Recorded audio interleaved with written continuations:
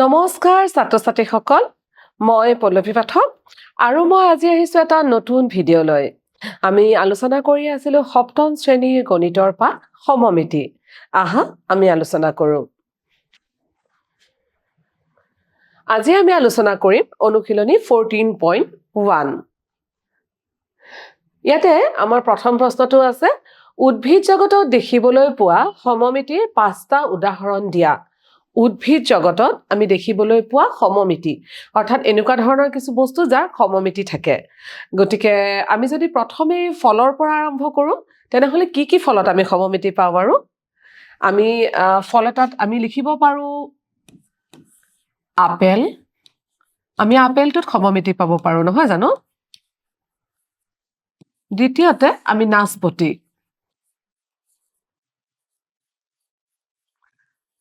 যদি আমি পাচলিৰ ক্ষেত্ৰত যাও তেনেহলে আমি পিয়াজত পাব পাৰো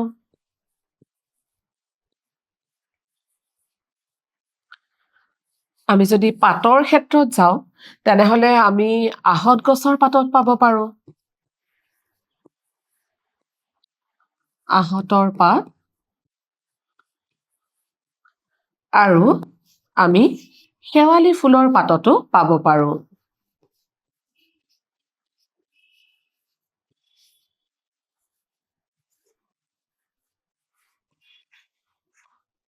শেৱালি ফুলৰ পাত গতিকে যদিও মই লিখিছো আপেল নাচপতি হয়তো কেতিয়াবা এটা দুটা ব্যতিক্ৰম হ'বও পাৰে কিন্তু আমি আপেলটোৰ কথা যেতিয়া মনলৈ আহে আমি আপেলটোৰ এটা সুন্দৰ সমমিতি দুটা অংশ বিচাৰি উলিয়াব পাৰো নহয় জানো ঠিক আছে বাৰু আমি আগবাঢ়িছো দ্বিতীয় প্ৰশ্নটোলে আমাৰ দ্বিতীয় প্ৰশ্নটোত আছে তোমাৰ ঘৰত থকা সামগ্ৰীসমূহৰ 5 বিধৰ নাম উল্লেখ কৰা য'ত সমমিতি দেখা পোৱা যায় আমাৰ ঘৰত ব্যৱহাৰ কৰা সামগ্ৰীবোৰ যদি আমি পাকঘৰলৈ যাওঁ তেনেহলে আমি ক'ত সমমিতি পাব পাৰো আমি প্ৰথমে পাব পাৰো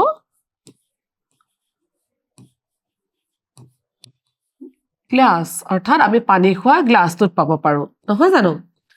তাৰ পিছত আমি কাঁহীখন আমি যেটো ভাত খাওঁ ভাত খোৱা আমি কাঁহীখনত সমমিতি পাব পাৰো তাৰ পিছত আমি কেৰাহীটোত পাব পাৰো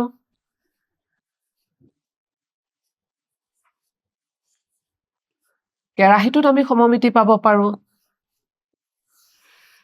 তাৰ পিছত আমি অন্য বাতিটোতো পাব পাৰো নহয় জানো আৰু এটা আমি প্লেট আমি ব্যৱহাৰ কৰা বিভিন্ন ধৰণৰ প্লেটবোৰতো সমমিতি পাব পাৰো আৰু তোমালোকে যদি মনত পেলাব পাৰা তোমালোকে হয়তো আৰু তেনেকুৱা বহুত বস্তু বিচাৰি পাবা য'ত আমি সমমিতি পাব পাৰো যেনেকৈ ধৰা আমাৰ গা ধোৱা বাল্টিংটোত আমি পাব পাৰো আমি ফুল সজাই থোৱা ফুলৰ টাবটোত পাব পাৰো আমি ফুলদানিটোত পাব পাৰো এনেকুৱা আৰু বহুত বস্তু থাকিব পাৰে নহয় জানো ঠিক আছে বাৰু আমি আগবাঢ়িছো পিছৰ অংকটোলৈ এটা সামন্তৰিকৰ সমমিতি ৰেখা আঁকি দেখুৱা ইয়াতে এটা সামন্তৰিক আঁকি থোৱা আছে আৰু ইয়াতে আমি সমমিতি ৰেখাডাল বিচাৰিব লাগে প্ৰথমতে চোৱা যদি আমি সামন্তৰিকডালৰ মাজেৰে এই ধৰণে এডাল সমমিতি ৰেখা অংকন কৰো তেনেহলে এই দুটা অংশ যদি আমি লগ লগাই দিও সামন্তৰিকটো দুটা অংশ সমান নহব কাৰণ এটা কোণ ইয়াতে আছে এটা কোণ ইয়াতে আছে কিন্তু যদি আমি ধৰি লওঁ যে সামন্তৰিকটো ইটো 6 সেন্টিমিটাৰ দৈৰ্ঘ্য তেনেহলে আমি যদি সামন্তৰিকৰ মাজত ঠিক এনেকুৱা ধৰণে 3 সেন্টিমিটাৰৰ মাজত যদি এডাল ৰেখা টানি দিও এনেকে ধৰণে যদি আমি এডাল ৰেখা টানি দিও তেনেহলে হয়তো সামন্তৰিকত আমি এডাল ৰেখা এডাল আমি পাব পাৰিম সামন্তৰিকত আমি এডাল ৰেখা পাব পাৰিম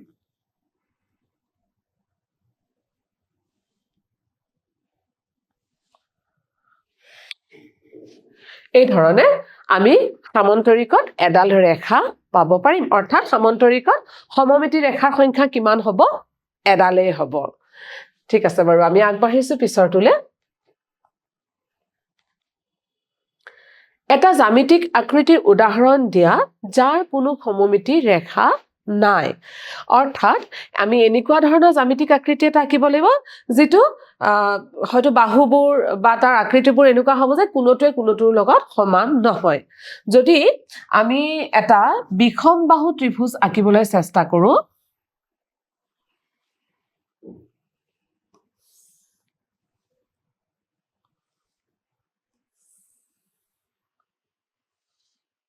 এইটো এটা বিষম বাহু ত্ৰিভুজ ইয়াৰ প্ৰতিটো বাহুৰ মান কি হৈছে বেলেগ বেলেগ গতিকে এনেকুৱা ধৰণৰ আকৃতি এটাত কিন্তু আমি সমমিতি ৰেখা বিচাৰি নাপাওঁ তাৰ বাহিৰেও আমি কিছুমান এনেকুৱা হয়তো চতুৰ্ভুজ এটাও আঁকিব পাৰো যাৰ চাৰিওটা বাহু অসমান তেনেহলে তেনেকুৱা ধৰণৰ চতুৰ্ভুজ এটাতো আমি কিন্তু সমমিতি ৰেখা বিচাৰি নাপাম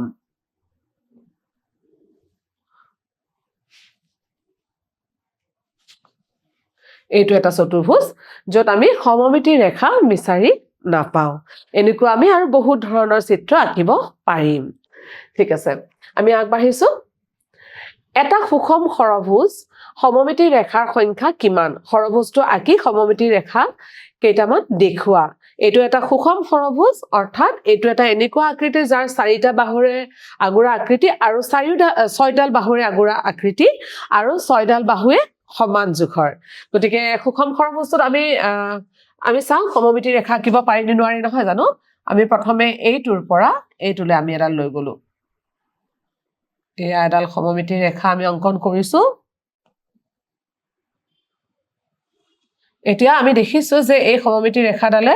এই আকৃতিটো সমানে দুটা ভাগত ভাগ কৰিছে নহয় জানো এবাৰ আমি দ্বিতীয় এডাল ৰেখা আঁকিবলৈ লৈছো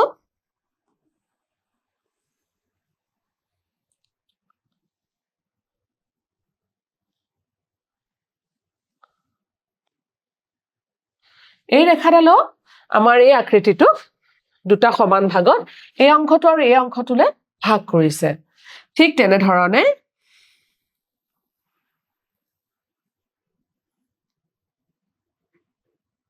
আমি আৰু এডাল ৰেখা টানিছো এই ৰেখাডালেও কি কৰিছে আমাৰ আকৃতিটো এই ধৰণে সমানে দুটা ভাগত ভাগ কৰিছে এতিয়া আমি এই দুডাল ৰেখাৰ উপৰিও আমি বাৰু এনেকৈ এডাল ৰেখা টানিব পাৰোনে এইখিনিৰ পৰা যদি আমি এই বিন্দুটোৰ মাজেৰে যোৱাকে এনেকুৱা এডাল ৰেখা টানো তেনেহলেও আমি মন কৰিবা এই ৰেখাডালেও কিন্তু এই ষড়ভুজটোৰ এইটো আকৃতি আৰু এইটো আকৃতিক সমানে দুটা ভাগত ভাগ কৰিছে আৰু একেধৰণে আমি এইখিনিৰ পৰা এডাল ৰেখা টানিব পাৰিম নিশ্চয় এইডালেও এই ধৰণে আমাৰ এইটো অংশ আৰু এইটো অংশক দুটা ভাগত ভাগ কৰিছে আৰু এডাল আমি এই পিনেৰেও টানি দিওঁ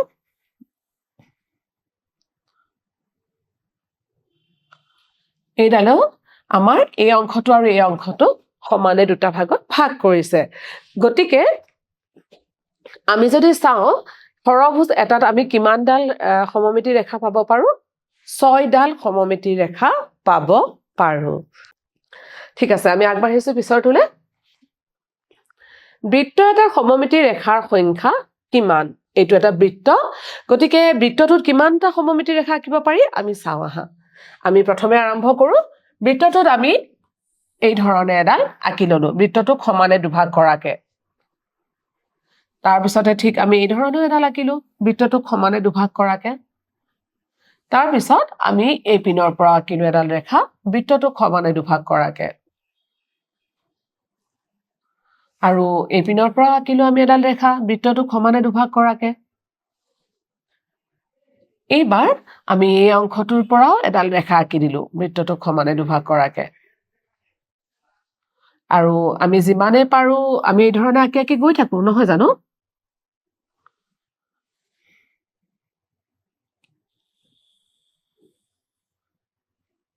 এয়া এডাল আঁকিলো এয়াও এডাল আঁকিলো এতিয়া এই ধৰণে আমি যদি আঁকি যাওঁ ইয়াৰ ফাগবোৰৰ মাজে মাজে আৰু এডাল এডাল আমি আঁকি যাব পাৰিম আৰু এডাল এডাল নহয় এনেকুৱা আৰু বহুত ৰেখা আমি আঁকি যাব পাৰিম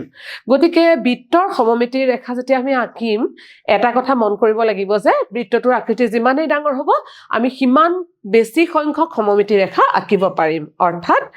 বৃত্তৰ সমমিতি ৰেখাৰ সংখ্যা কি হ'ব অসংখ্য নিশ্চয় তোমালোকে বুজি পাইছা ঠিক আছে বাৰু আমি আগবাঢ়িছো পিছৰটোলে চিত্ৰটোত সমমিতি ৰেখা কেইডাল হ'ব চিত্ৰটোলে মন কৰা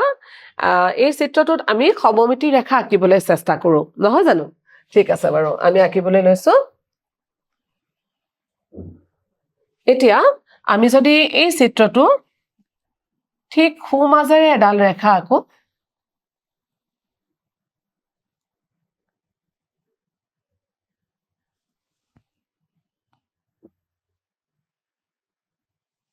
তেনেহলে এই ধৰণে আমি চিত্ৰটো সমানে দুটা ভাগত ভাগ কৰিব পাৰিম নহয় জানো এতিয়া আমি যদি এই চিত্ৰটোৰে আকৌ মাজেৰে এডাল সমমিতি ৰেখা আঁকিবলৈ চেষ্টা কৰো আমি পাৰিম নে নাই চাও হা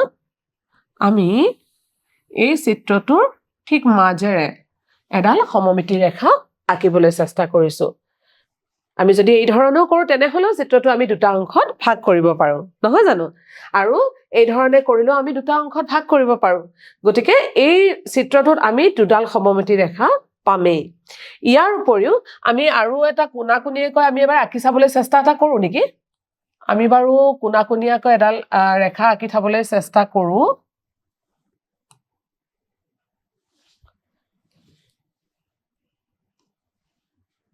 কিন্তু এই ৰেখাডালে কি কৰিব এই অংশটো আৰু এই অংশটো সমমিত নহব আমি দেখিছোৱে গতিকে আমাৰ এই ৰেখাডাল আমি আসলতে আঁকিব নোৱাৰিম নহয় জানো গতিকে আমি এই চিত্ৰটোত কেইডাল সমমিতি ৰেখা পাম মাত্ৰ আমি দুডালেই সমমিতি ৰেখা পাম আশা কৰো তোমালোকে নিশ্চয় বুজি পাইছা ঠিক আছে আমি আগবাঢ়িছো পিছৰটোলে তলত দিয়া চিত্ৰসমূহৰ পৰা সমমিত আৰু অসমমিত চিত্ৰবোৰ বাছি উলিওৱা এতিয়া আমাক ইয়াতে 8-9টা চিত্ৰ দিয়া হৈছে আমি কৰি চাও প্ৰথমে চিত্ৰটোলে মন কৰা এই চিত্ৰটোত বাৰু আমি সমমিতি ৰেখাডাল আঁকিব পাৰিম নে যদি আমি এই ধৰণে মাজেৰে চিত্ৰডাল আঁকো তেনেহলে এই দুটা অংশ কিন্তু মিলি নাযাব নহয় জানো গতিকে আমি এইটোত সমমিত চিত্ৰ আঁকিব নোৱাৰিম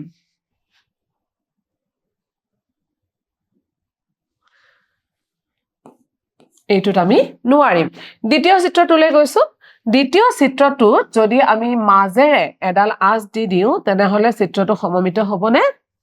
নিশ্চয়কৈ চিত্ৰটো সমমিত হ'ব দুটা অংশ সমান আছে নহয় জানো গতিকে আমি এইটোত এটা সমমিত চিত্ৰ আঁকিব পাৰিম তৃতীয়টোলে গৈছো তৃতীয়টোতো আমি কি কৰিব পাৰো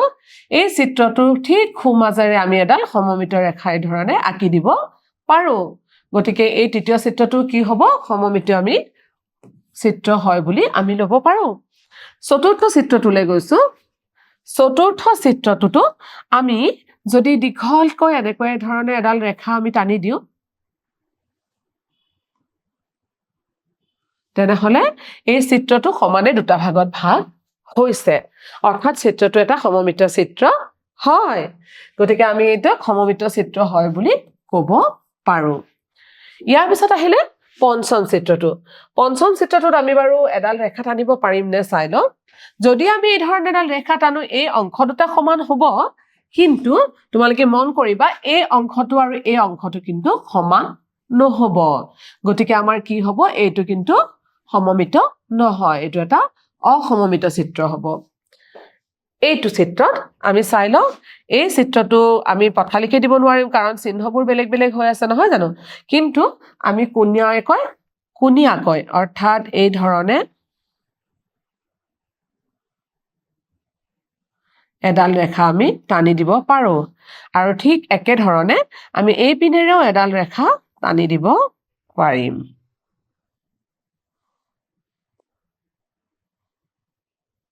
অৰ্থাৎ এইটো এটা কি হ'ব সমমিতি চিত্ৰ হয়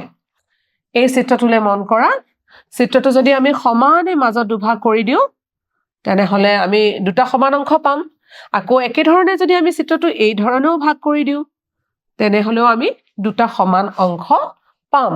অৰ্থাৎ এইটো কি হ'ব এটা সমমিত চিত্ৰ হয় তৃতীয় অষ্টম চিত্ৰটোলে মন কৰিবা অষ্টম চিত্ৰটোৰ যদি আমি ঠিক খুমাজেৰে এডাল ৰেখা অংকন কৰো তেনেহলে এই চিত্ৰটোকো আমি কি কৰিব পাৰিম সমানে দুটা ভাগত ভাগ কৰি দিব পাৰিম নহয় জানো এই ধৰণে যদি আমি ৰেখাডাল অংকন কৰো তেনেহলে মন কৰিবা চিত্ৰটো সমানে দুটা ভাগত ভাগ হৈছে অৰ্থাৎ এইটো এটা কি হ'ব সমমিত চিত্ৰ হয় আৰু একেবাৰে শেষত আমাৰ যেটো 9 নম্বৰ চিত্ৰ আছে নৱম চিত্ৰটো মন কৰা এইটো কিন্তু কোনো কাৰণতে আমি সমমিত কৰিব নোৱাৰো গতিকে এইটো আমাৰ সমমিত চিত্ৰ নহব প্ৰিয় ছাত্ৰ ছাত্ৰীসকল আজি আমি 14.1 1 অনুশীলনীৰ যিকেইটা অংক কৰিলো বা যিবোৰ আমি আলোচনা কৰিলো মই আশা কৰিম তোমালোকে নিশ্চয় বুজি পাইছা আৰু মই তোমালোকক অনুৰোধ জনাম যে তোমালোকে নিজৰ নিজৰ টোকা বহীখনত এইবোৰ যাতে সুন্দৰকৈ লিখি ৰাখা আৰু প্ৰেক্টিছ কৰিবা কাৰণ গণিত আমি যিমানেই প্ৰেক্টিছ কৰিম আমাৰ বাবে সিমানেই সহজ হৈ পৰিব আমি আহি আছো আৰু এটা নতুন ভিডিঅ লৈ তেতিয়ালৈ নমস্কাৰ